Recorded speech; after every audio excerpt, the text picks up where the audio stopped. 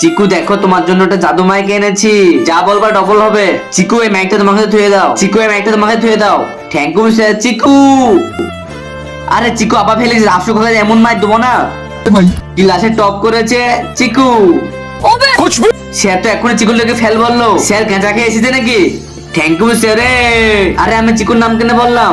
আরে ভাই দেখ আমি 20,000 ঘড়ি কিনে এনেছি, দারুন। হ্যাঁ কিন্তু আমি চিকুকে দেবো, এটি এই ওয়াচটা চিকুকে দিয়ে দেবো।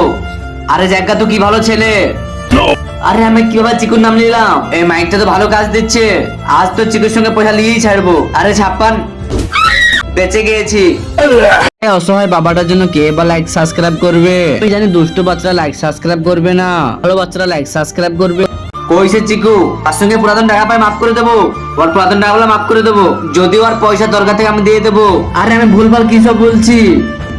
থ্যাংক ইউ ছাপ্পান, তোর মন যায় ভালো। আরে ওর সঙ্গে না পয়সা লুবো, আমি ওকে পয়সা দিয়ে দিলাম কেন? বাচ্চারা আজকে ইম্পর্টেন্ট পড়াবো, এবার তো মজা হবে।